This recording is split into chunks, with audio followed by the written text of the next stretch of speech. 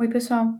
Nesse vídeo a gente vai calcular uma aplicação do Teorema de Green, que é o cálculo do trabalho realizado por um campo de força F sobre uma partícula que se desloca ao longo dessa trajetória em vermelho, que a gente vai chamar de C.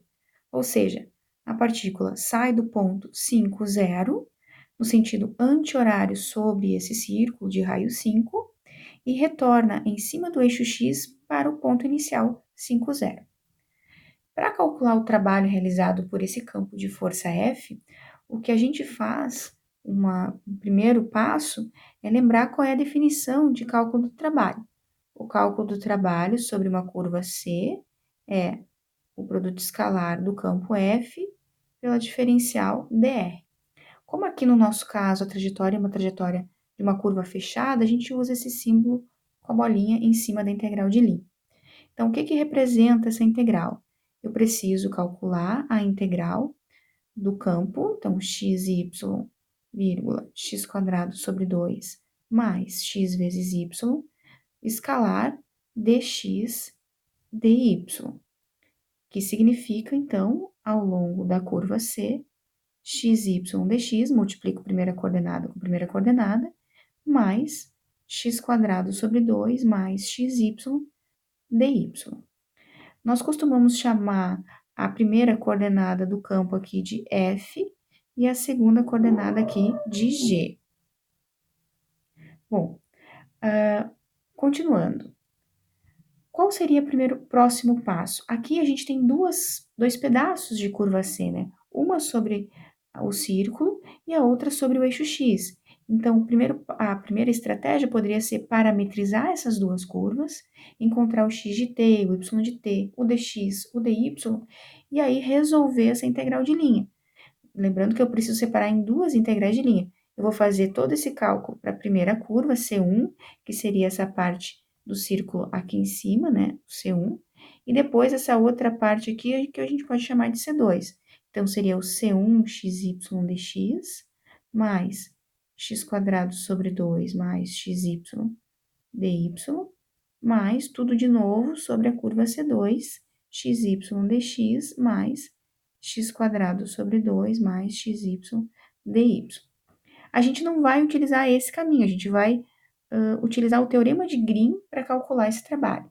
O que diz o Teorema de Green? O Teorema de Green diz o seguinte, se eu quero calcular a integral de linha sobre uma curva fechada C de um campo vetorial de coordenadas F e G, isso é a mesma coisa que calcular a integral dupla sobre a região interior desse caminho C aí, derivada da G em relação a X, menos derivada da F em relação a Y dA.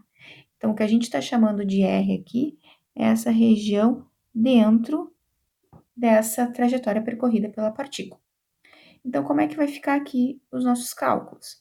Eu preciso resolver a integral dupla sobre R, derivada da G em relação a X, aqui vai ser 2x sobre 2, mais Y, e a derivada da F em relação a Y, x. Então, nós ficamos com a integral dupla sobre a região R, aqui posso cancelar o 2 e o 2, x mais y menos x dA. Ainda cancelo o x e o menos x. Bom, então aqui nós temos a integral dupla sobre a região R de y dA. Tenho duas maneiras de continuar nesse momento. Ou eu utilizo coordenadas cartesianas para descrever essa região R, ou eu utilizo coordenadas polares para descrever a região R. A integral em coordenadas polares, nesse caso, é uma integral mais simples. Então, é esse o caminho que a gente vai escolher.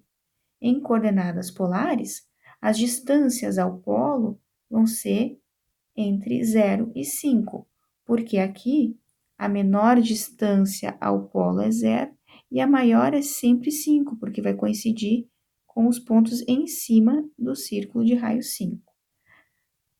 Com relação ao ângulo, como eu não vou dar a volta completa, eu aqui apenas ando meia volta, né? Varia de 0 a π.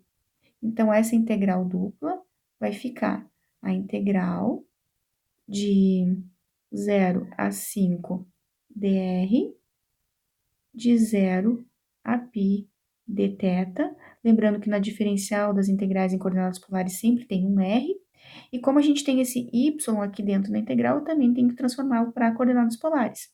Y em coordenadas polares é r seno θ.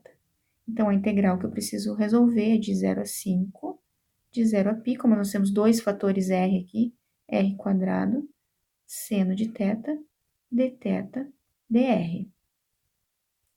A integral em relação a θ, que é a integral de dentro, é a primeira que eu devo calcular, vai ser integral de 0 a 5 menos r² cosseno θ, porque integral de seno é menos cosseno.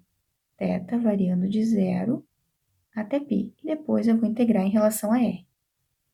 Substituindo os extremos aqui, nós ficamos integral de 0 a 5 menos r² cosseno de π, menos com o menos aqui, mais r² cosseno de 0 dr. Cosseno de π é menos 1. Então, de 0 a 5, menos r² vezes menos 1, mais o cosseno de 0, que é 1, dr. Então, aqui a gente fica com integral de 0 a 5, r² mais r² dr. Ou seja, integral de 0 a 5 de 2r² dr. Quando eu integrar em relação a r, 2r² sobre 3, r variando de 0 a 5. Novamente, usando o teorema fundamental do cálculo, nós ficamos com 2/3 5² menos 2/3 0².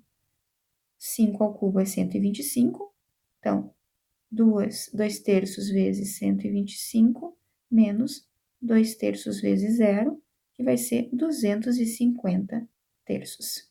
Então é isso, pessoal. Até o próximo vídeo.